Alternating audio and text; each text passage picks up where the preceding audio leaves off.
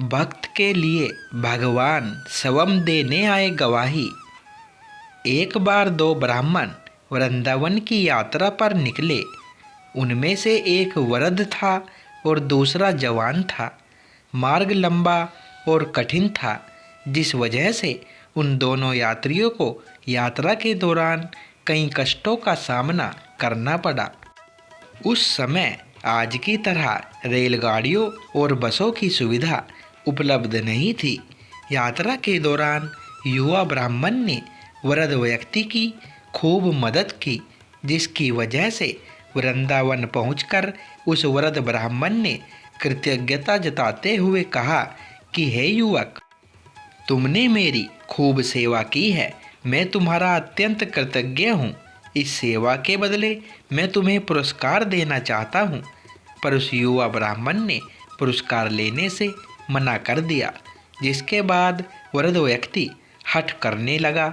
फिर उस वृद्ध व्यक्ति ने अपनी जवान पुत्री का विवाह उस ब्राह्मण युवक से करने का वचन दिया।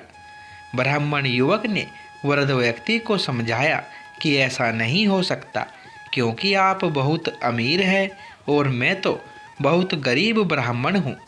फिर भी वृद्ध व्यक्ति अपनी हठ पर अड़ा रहा और फिर कुछ दिन तक वृंदावन में रहने के बाद दोनों घर लौट आए।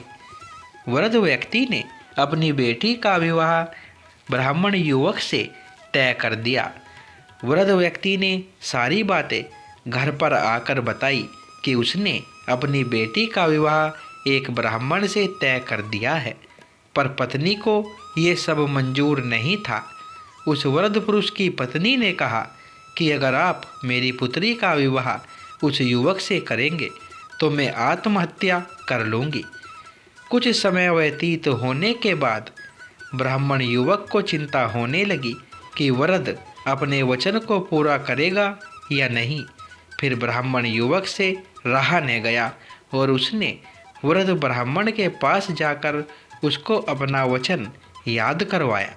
वो वृद्ध पुरुष मौन रहा और उसे डर था कि वो अपनी बेटी का विवाह इससे करवाता है तो उसकी पत्नी अपनी जान दे देगी।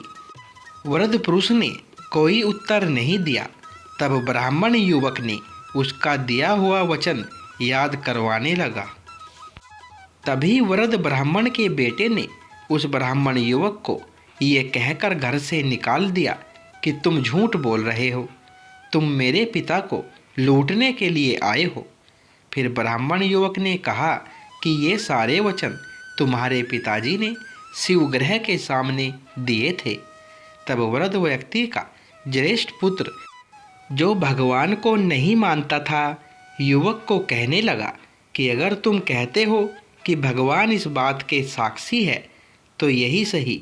अगर भगवान प्रकट होकर ये साक्ष्य दे कि मेरे पिता ने वचन दिया है तो तुम मेरी बहन के साथ विवाह कर सकते हो। तब युवक ने कहा, हाँ, मैं भगवान श्री कृष्ण से कहूँगा कि वो साक्षी के रूप में आए। उसे भगवान श्री कृष्ण पर पूरा विश्वास था कि भगवान श्री कृष्ण उसके लिए वृंदावन से जरूर आएंगे। फिर अचानक वृंदावन की मूर्ति से आवाज़ सुनाई दी कि मैं तुम्हारे साथ कैसे चल सकता हूँ, मैं तो मात्र एक मूर्ति हूँ। तब उस युवक ने कहा कि जब मूर्ति बात कर सकती है तो साथ भी चल सकती है। तब भगवान श्री कृष्ण ने युवक के समक्ष एक शर्त रख दी कि तुम मुझे किसी भी दशा में ले जाना, मगर तुम पीछे पलटकर नहीं देखोगे। तुम सिर्फ मेरे नुपुरों की ध्वनि से ये जान सकोगे कि मैं तुम्हारे पीछे आ रहा हूँ। युवक ने उनकी बात मान ली और वो वृंदावन से चल पड़े। जिस नगर में जाना था वहाँ पहुँचने के बाद युवक को नुपुरों की ध्वनि आनी बंद हो गई। युवक ने धैर्य न धरकर पीछे मुड़कर देख लिया। मूर्ति वहीं पर स्थिर खड़ी हुई थी। अब मूर्ति आगे नहीं चल सकती थी क्योंकि युवक ने पीछे मुड़कर देख लिया था। वो युवक दौड़कर नगर पहुंचा।